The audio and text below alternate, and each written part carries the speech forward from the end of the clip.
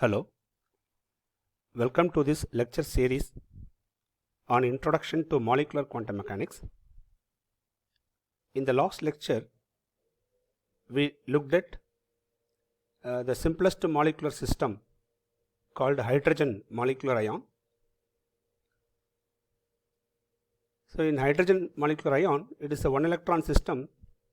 So, the Schrodinger equation can be solved exactly under the Born-Oppenheimer approximation, and we derived the wave functions for the psi plus state and psi minus state. This psi plus state is represented as sigma g 1s and the psi minus state is represented as sigma u star 1s.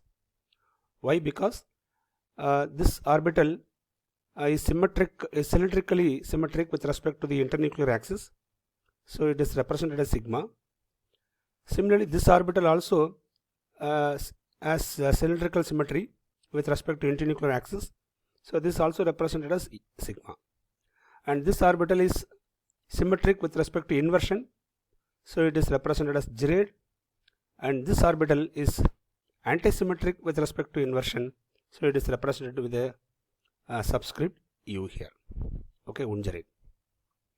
And both are formed by 1s orbitals. So, this orbital is represented as sigma g 1s and this is represented as sigma u 1s. Since it is in excited state, okay, it is represented with a star.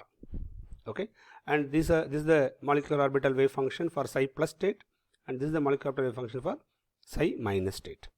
Okay, and we derived the average energy corresponding to psi plus state, that is sigma g 1s. This is the energy we got. We discussed all these things in the last class. Similarly, the average energy corresponds to sigma u star is given here. Okay, yeah. So, here as r internuclear distance decreases, right, this energy decreases, reaches a minimum and then increases as r approaches closer and closer and closer. Whereas this energy expression, right, according to which as r decreases, the energy keeps on increases. Okay, yeah. So, hydrogen molecular ion we discussed in the last class. See, this is the simplest system because it has only one electron. There is no problem of electron-electron repulsion, right? So, it is very easy to calculate, very easy to solve the Schrodinger equation under Born-Oppenheimer approximation. Right. What we are going to do today? We are going to see molecular orbital theory for systems other than hydrogen molecular ion. Okay, because hydrogen molecular ion has only one electron. So, if you go to other molecular system, the system may have 2 electron, 3 electron, right? It may have even 100 electrons.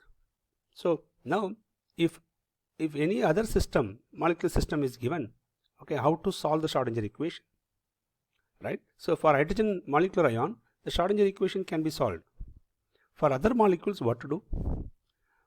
More approximations have to be introduced. Okay, yeah. So, what are the approximations? The first approximation is this. We should write the wave function for the molecule. So, this is a molecular wave function having n electrons. Okay. For the molecule, many configurations are possible. Okay, we have ground state configuration. We can write excited state configuration. Right, many configurations are possible. You take any one configuration. Okay, specifically we choose ground state configuration. So, choose the ground state configuration, single electronic configuration, and you write the single Slater determinant for that configuration. That single Slater determinant, okay, gives you the wave function for the molecule. Why the wave function is given using Slater determinant? The reason is the Slater determinantal wave function will directly give you the antisymmetric wave function for the molecule. Here, what is the approximation that we apply? Here, for the molecule, many electronic configurations are possible. Here, we have chosen only one electronic configuration, specifically the ground state configuration. Okay, using that configuration, right, we have given the electronic wave function for the molecule. Okay, but it is also possible to take the linear combination of many electronic wave functions, but here we have chosen only one electronic wave function for the molecule. Then the second approximation, the wave functions for each molecular orbital can be constructed using the linear combination of atomic orbital functions. Okay, suppose if you take hydrogen molecule, in hydrogen molecule you have only 2 hydrogen atom and each hydrogen atom has 1s orbitals. So you have to take 2 1s orbitals and you have to take the linear combination of those 2 1s orbital to get the molecular orbital wave function. Okay, but in general, if any molecule is given, okay, you choose a set of atomic orbital functions. Okay, these atomic orbital functions may be hydrogenic wave functions or maybe any set of wave function that we have discussed under basis set, okay, in the very first class of molecular orbital theory. Okay, so you choose an appropriate wave function for atomic orbitals, then multiply each atomic orbital with a coefficient called molecular coefficient and take the linear combination of all these, okay, all the atomic orbitals. That will give you the wave function for the molecular orbital, ith molecular orbital. Okay, the set of atomic orbital functions that we choose to construct the molecular orbital wave function, that set is called a basis set. If we choose k atomic orbitals, okay, set of wave functions corresponds to k atomic orbitals, linear combination of k atomic orbitals will give you k molecular orbital functions. Okay, so if we choose a set of k atomic orbitals, okay, linear combination of these atomic orbital will give you same number of set of molecular orbital functions. Okay, and each each molecular orbital has a set of coefficients. Now our goal is to determine these coefficients for each molecular orbitals. Okay, and these coefficients are called molecular orbital coefficients. These coefficients are unknown. Now how to determine? You can determine these coefficients, okay, by applying variation principle. Okay, yeah. See, then the third one, this is the third approximation, which is already we discussed. Listen, the total Hamiltonian operator for the molecule, you know very well, total Hamiltonian operator includes kinetic energy operator for each nuclei. But if you apply Born-Oppenheimer approximation, okay, according to which the electrons are moved faster compared to nuclei, so at a moment you can assume the nuclei are not moving.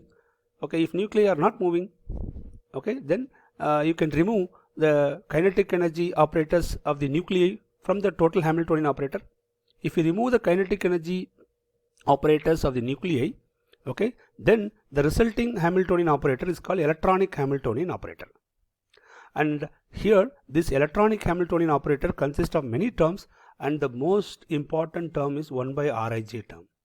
Why I am telling most important? Because this term is very, very difficult to solve. Okay, because of this term the Schrodinger equation is very difficult to solve. Okay, now so according to variation method we can write the expectation energy or average energy, right, for the molecule as is equal to integral psi star. This is the wave function, electronic wave function for the molecule, and this is the electronic Hamiltonian, then the wave function into d tau. Okay, if you simplify this you will get the energy, but we know very well the energy that we calculate using this will be very large, right, from the exact energy. Okay, the deviation is very large. Okay, so to minimize this energy, what we will do, we will differentiate this energy with respect to each of the coefficients, okay, and put that differentiation as 0. Okay, this is actually called the minimization techniques. So this will give you the minimum possible expectation energy. Okay, now that minimum energy will give you optimal set of the coefficients. Okay, yeah. So as you do the differentiation and put the value equal 0, the expectation energy starts to minimizes and it approaches the exact energy of the system.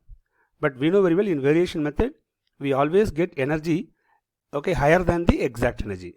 Okay, and very rarely, okay, you can get the exact energy. due to 1 by Rij terms, the set of equations dou E by dou Cj cannot be factored and solved. What is the meaning?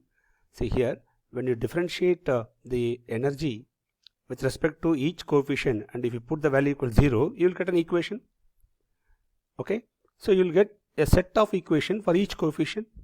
Okay, this set of equations, right, cannot be factored because the Hamiltonian, the electronic Hamiltonian, right, consists of 1 over Rij term. Okay, due to the presence of this Rij term, 1 over Rij term, right, this set of equations cannot be factored and cannot be solved. Why we cannot solve?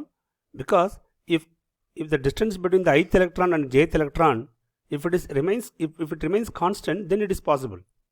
But in molecule, the two electrons, right, moving very fast, and the distance between the electron keeps on changing. So the interactions also changing, right? So it is very, very difficult to trace or to track this interactions, okay, between the two between the electron I and J. Okay, so we need a special technique to address this problem. Two scientists, Hartree and Fock, they came with a beautiful idea, okay, called a central field approximation. Okay, see, instantaneous interactions between electrons cannot be tracked. It's very difficult. So they introduced the self-consistent field approximation. It is also called Hartree-Fock self-consistent field approximation, right? What is the meaning here? What is the approximation? The approximation is, assume each electron can only experience the average potential due to all other electrons from its location. Are you able to follow? Say this. Assume each electron can only experience the average potential, not the instantaneous potential, right? You take the average potential, okay, due to all other electrons from its location. Okay, so suppose if you want to find what is the potential felt by ith electron, okay, in a molecule, what you have to do, apart from ith electron, you take other electrons and assume that the other electrons forms an average potential. The ith electron feels only the average potential formed by the other electrons. Okay, so this is the idea of Hartree-Fock.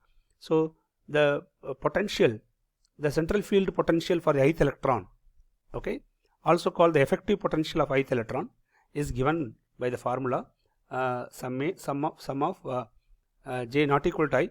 The ith electron and jth electron should not be equal, right? So the electron should be different. Can be calculated using the formula integral chi j square dvj by rij. Okay, see here, this rij, this integral can be we can calculate this integral, right, for every I and j electrons, and if you sum up, you will get the effective potential for the ith electron. Okay, yeah, about this integration and all we discussed, right, in the introductory lecture about quantum chemistry. So here I am not going to discuss all these things. Okay, you know very well how to derive this, right? Then, but what the actual potential we have to calculate is this. Okay, this is the actual electron repulsive potential, right? Sigma I, sigma j greater than I, 1 over Rij. This is the term will give you the actual potential, but here we have to find the instantaneous interaction potentials. We have to find the instantaneous interactions to calculate this electron repulsive potential, which is very difficult. Okay, so we applied the central field approximation, and in using central field approximation, we have calculated the effective potential for each electron. So this is the effective potential for ith electron. Okay, now using central field approximation, this VEE, that is electron repulsive potential, overall repulsive potential, is equal to sum of the effective potential for the ith electron, where I will go from 1 to n. If you have n electrons in the system, then for all the electrons you find the effective potential, okay, and then add all the values, you will get the total electron repulsive potentials in the molecule. Okay, then, okay. Okay, so this is the Schrodinger equation we need to solve. Okay, this is one equation for n electrons. Okay, this is a single equation for n electrons. Okay, this equation cannot be solved. Why it is cannot solve? Because the electronic Hamiltonian has 1 over Rij terms. Now, if you apply central field approximation, okay, this single equation for n electrons, okay, can be separated into n equations for the for each electron. Okay, there is one equation for one electron. Now this is the Schrodinger equation for one electron, for one electron. Therefore, this equation can be solved. Listen, this is Schrodinger equation for n electron, which is very difficult to solve. We cannot solve actually, but this is Schrodinger equation for one electron, so we can solve this. Okay, where this Fi operator is called Fock operator. This Fock operator can be derived using the set of atomic orbital function that we choose. Okay, and this equation can be solved. Okay, then since the Fi called the Fock operator depends on the set of atomic orbital functions. Okay, so for effective potential, listen, we calculate the effective potential. We calculate the effective potential using the atomic orbital functions. Okay, so this Fock operator consists of the effective potential, right? So since Fi depends on the set of atomic orbital functions for effective potential, the set of eigenvalue problems, okay, each equation, okay, must be solved iteratively till all molecular orbitals and energy are converged. Okay, so this is the basic idea of self-consistent field theory. Okay, listen, we should construct this Fock operator using the set of atomic orbital function we choose. Okay, so using that set, we have to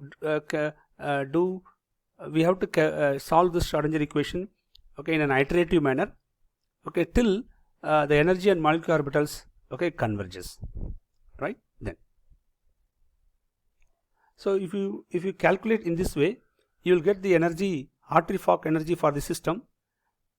Okay, listen, here also we applied variation method. Okay, Hartree-Fock self-consistent field method also involve variation technique.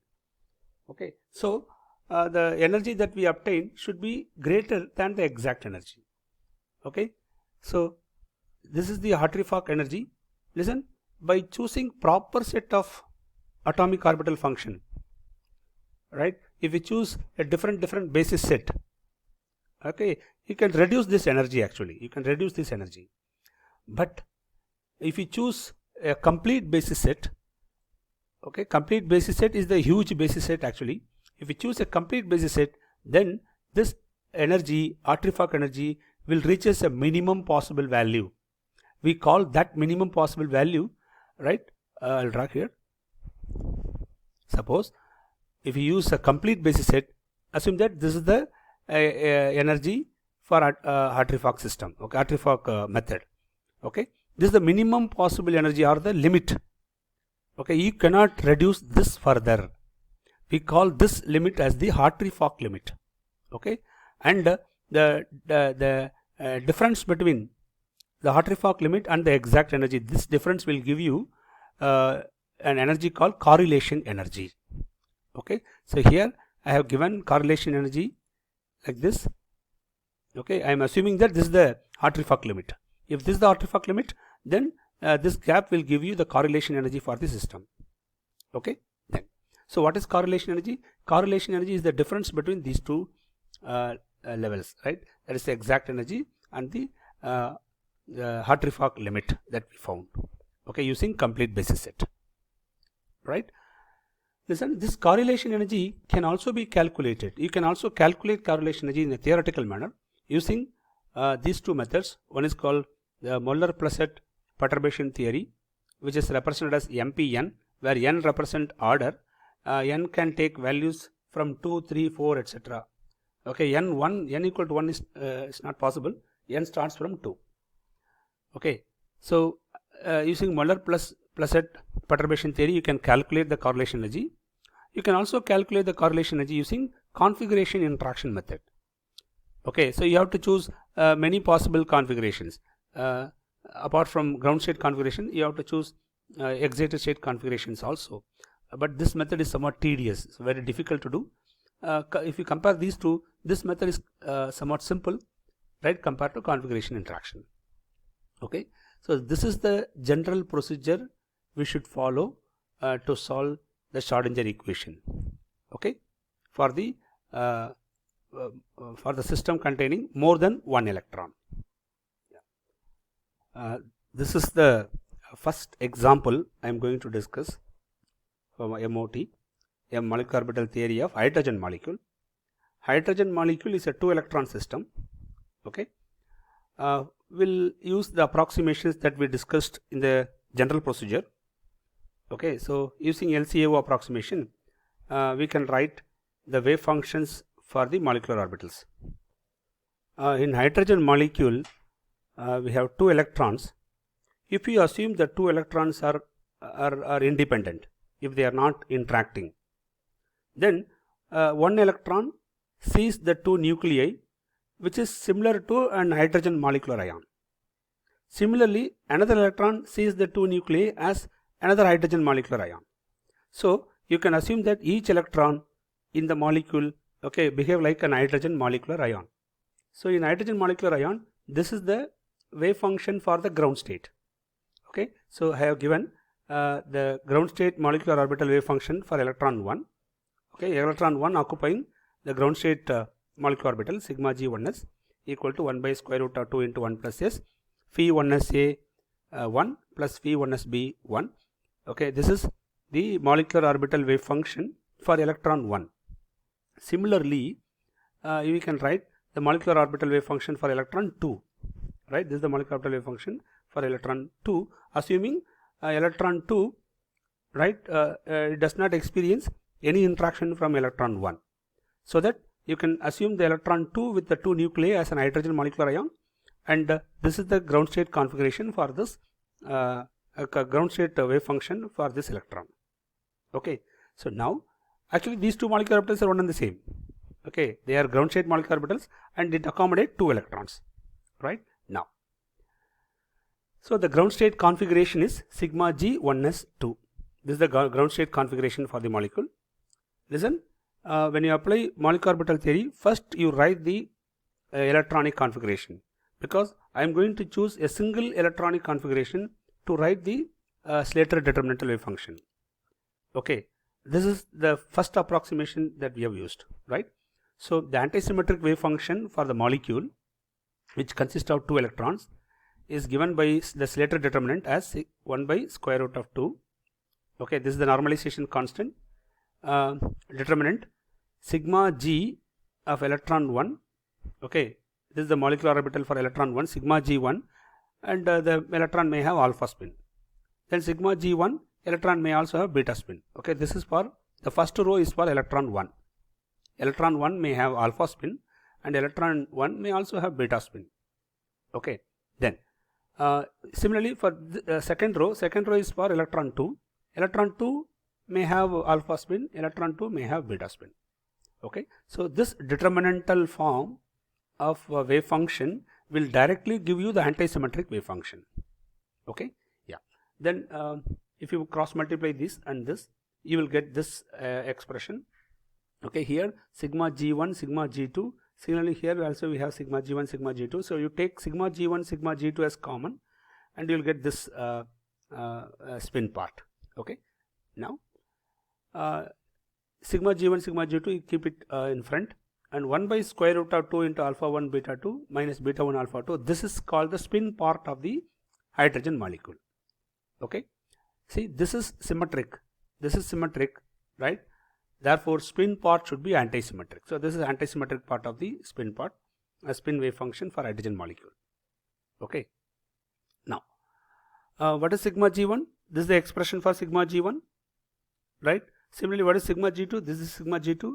I will take this spin function as phi s. Okay, this phi s indicate the spin function. Now if I multiply these two, we will get this expression, right? Now listen, if you observe each term in this, after multiplication, okay, so when you multiply the sigma g1 consists of 1 by square root of 2 into 1 plus s. Similarly, here also we have 1 by square root of 2 into 1 plus s. Okay, so if you multiply, you will get 1 by 2 into 1 plus s, right? Then this is the orbital part, right? Wave function for sigma g1, and this is the wave function for sigma g2, and this is the spin part phi s. If you multiply these two, okay, you will get this expression. Okay, see, if you multiply this and this, okay, you'll get phi 1s a1, phi 1s a2. If you multiply this and this, you'll get phi 1s a1 and phi 1s b2. Okay, phi 1s a1, phi 1s b2. And if you multiply this and this, you'll get phi 1s b1, phi 1s a2. And if you multiply this and this, you'll get phi 1s b1, phi 1s b2. Okay, now so this expression, okay, so inside the bracket we have 4 terms, right? If you analyze the 4 terms carefully, see the term 1. In term 1, electron 1 and electron 2 both are associated with the nucleus A. Okay, so it is similar to, listen, if both electrons are associated with nucleus A, I can say that this is Ha minus, and there is no electron with B, so I can say it is Hp plus. So the first term here, okay, is an ionic term actually. It's an ionic term. What about the second term? Electron 1 associated with nucleus A, electron 2 associated with nucleus B. So this is similar to a covalent term. Okay, one electron associated with A and another electron is associated with B. So this is a covalent term. What about third term? See, in third term, one electron associated with B, another electron is associated with A. So this is another covalent term. Okay, what about this one? Electron 1 associated with the B, electron 2 also associated with the B. So the fourth term is an ionic term where both electrons are with the B and there is no electron with A. So this molecular orbital wave function, okay, consists of 2 ionic part and 2 covalent part. So 50% ionic, 50% covalent character is present in this wave function. Okay, so keep this in your mind. It's very, very important, right? Then now we'll derive the electron. So this is the wave function for the molecular system. Okay, antisymmetric wave function we derived. Then now what is the electronic Hamiltonian operator, okay, for hydrogen molecule? So in hydrogen molecule we have 2 nuclei. This is electron 1, this is electron 2. The distance between electron 1 and the nucleus A is RA1. Electron 1 and the nucleus B, this distance is RB1. Electron 2 with the nucleus A, this distance is RA2 and this distance is RB2. The distance between the 2 electrons is given as R12 and the distance between the 2 nuclei is actually capital R. Okay, the distance between the 2 nuclei is actually capital R. Okay, capital R will give you the internuclear distance. Okay, then. So the electronic Hamiltonian operator for hydrogen molecule is given here. I have given in atomic units. Okay, so I just removed that H cross term, 4 pi epsilon naught term and all. Okay, I have given directly in atomic units. So minus, this is actually the total Hamiltonian operator. Total Hamiltonian operator consists of kinetic energy term for nuclei, right? Nucleus A and nucleus B. So this is kinetic energy operator for nucleus A, kinetic energy operator for nucleus B, kinetic energy operator for electron 1, kinetic energy operator for electron 2. This is the attractive interaction between electron 1 and nucleus A, attractive term between electron 1 and nucleus B. This is another attractive potential energy between electron 2 and nucleus A. This is another attractive potential energy between electron 2 and nucleus B. This is the repulsive potential energy between the 2 electrons, and this one will give you the repulsive potential energy between the 2 nuclei. Okay, under Born-Open approximation, okay, you just remove the nuclear kinetic energy terms. Okay, so if you remove these 2 terms, you will get the electronic Hamiltonian for the system. Okay, so this is the electronic Hamiltonian we have, and this is the dangerous term, okay, which makes the Schrodinger equation, the solving Schrodinger equation difficult. Okay, now we know the electronic Hamiltonian operator, and we also know the electronic wave function for the system. Okay, how to calculate the energy for the ground state configuration. Okay. So the energy can be obtained using the variation method. So according to variation method, integral psi star HE operator psi d tau will give you the average energy of the system. What is psi star and psi here? Psi star and psi is nothing but the wave function that we derived. Okay, this is the electronic wave function. Listen, in this electronic wave function, both the electrons, electron 1 and electron 2, both are present in the ground molecular orbital, sigma g orbital. So we can write the wave function also as psi star sigma g 1s2. Okay, so here also psi sigma g 1s2. So this is the configuration, this is the wave function corresponding to the ground state configuration. Yeah, now so if you solve this, you will get the expression for energy. You can solve, suppose if I choose some pure s orbitals for to form the linear combination of sigma g. If you use pure s orbitals, 1s orbitals, then by using mathematical method you can solve this integral. It is very, very difficult. I am not going to show that. Okay, so if you use pure 1s orbital, right, for the construction of the molecular orbital sigma g, then after solving the integral, okay, you will get an energy profile diagram like this, where energy is plotted in y-axis and internuclear distance is plotted in x-axis. As the internuclear distance as r decreases, the energy reaches a minimum, and further decrease in r increases the energy of the system. Okay, and this minimum corresponds to the equilibrium structure of the molecule, equilibrium geometry of the molecule. For this equilibrium geometry, the internuclear distance comes out as 0.84 angstrom units. Okay, and the equilibrium dissociation energy, right, comes out as 2.65 electron volt. Okay, yeah, but if you see the experimental value for hydrogen molecule is 0.74. bond length is, equilibrium bond length is 0.74 angstrom units, 7413, and the equilibrium dissociation energy is 4.75 electron volt. So if you compare these two, there is a large deviation, right, exists between these two. Okay, now how to reduce this deviation? To reduce the deviation, we should modify the basis function that we choose for the atomic orbitals. Instead of pure 1s orbital, if I use a screened 1s orbital, okay, so this is a screened wave function for the 1s orbital, while alpha is the effective nuclear charge. If you use the effective nuclear charge here, you will get the screened wave function for 1s orbital. Using that screened wave function, and if you apply Hartree-Fock self-consistent field, right, and if you solve the 1 electron Schrodinger equations, right, you will get two 1 electron Schrodinger equation. If you solve the two 1 electron Schrodinger equation using the iterative procedure, finally we end up with the energy of each orbital, energy of each electron, and add them.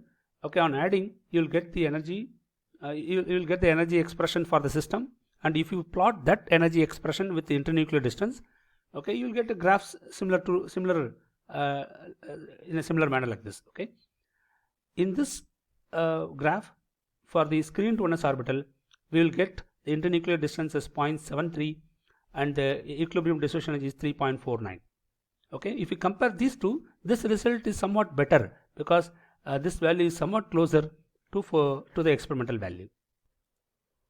To improve this result further, okay, we can choose different basis set. Here, if we choose a complete basis set, I told you it's a huge, almost complete. Okay, it's a huge basis set. If we choose a huge basis set for each atomic orbital function, and if you apply Hartree-Fock self-consistent field method, you will get the internuclear distance as 0.76 and the equilibrium dissociation energy as 4.03, and we call this as the Hartree-Fock limit. You cannot go, reduce this value further. Okay, this is the limit. Then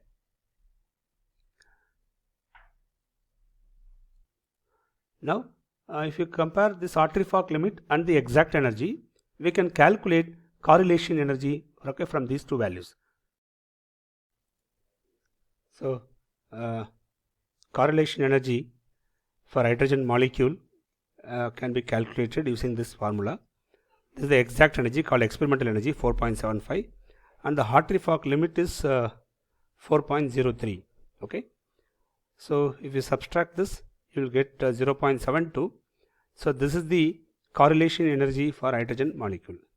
Okay. So here I have avoided the negative sign.